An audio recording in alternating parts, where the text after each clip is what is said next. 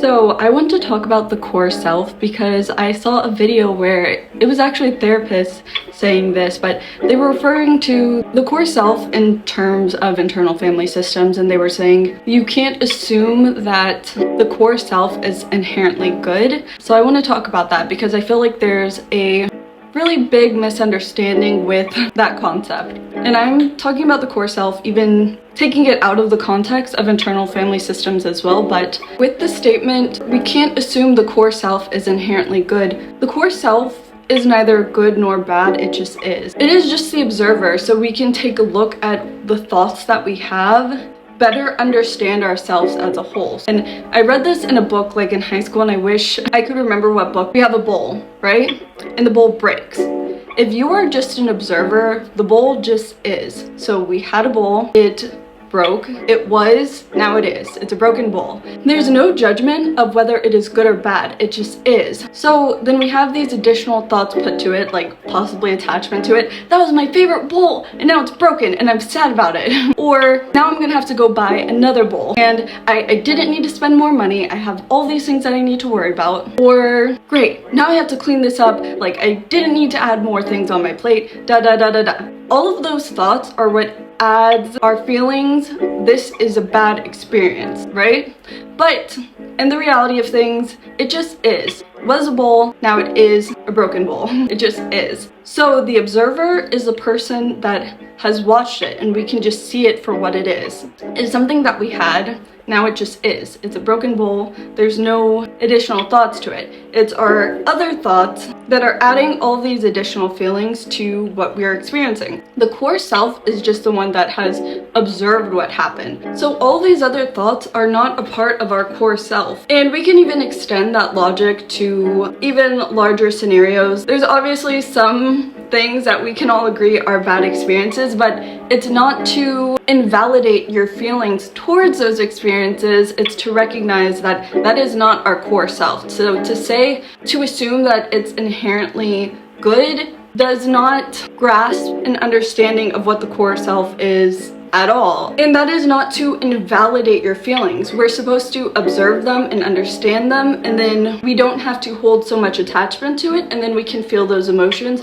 and then decide where we want to go from that. And again, I'm even meaning this out of context with internal family systems, but I do feel like it does also pertain to internal family systems where curiosity, creativity, compassion, those things do not necessarily have to be good or bad, because we can show compassion for parts of ourselves that may not be good. I get with that, like the argument is to be compassionate. That is like a good trait, because somebody that's mean is not going to have compassion. But for your core self, to look upon yourself with curiosity of, okay, why do we feel this way? Why do we think that? There's no judgment going into the core self. It is just wondering and questioning that. And I feel like that's a huge characteristic of people that are willing to change. If somebody presents something to you, you hurt my feelings, to be able to reflect that on yourself and actually question yourself. Your core self would be the person actually analyzing the experience of what happened. So having an understanding of why you thought this way and just letting those arise. Meditation, they teach you that of like allowing your thoughts to bubble up and allowing them just to flow away or flow down a stream. I feel like the further we are detached from the observer or the core self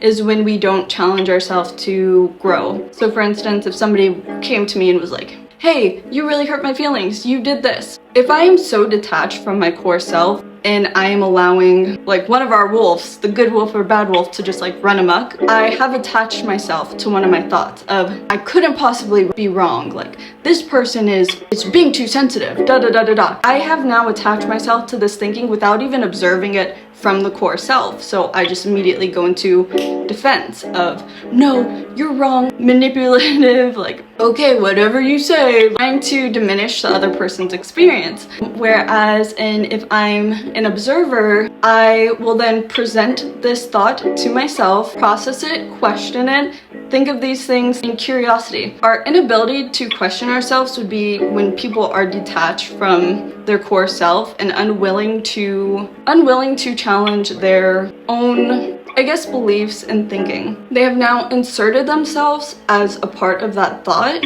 as themselves, rather than allowing yourself the flexibility to see it as a thought and it's something that you do not have to attach yourself to and you can change. And I think that is how a lot of people can be defensive. We can spiral into this thinking of judgment, whereas the core self is just the observer that allows the questions to arise.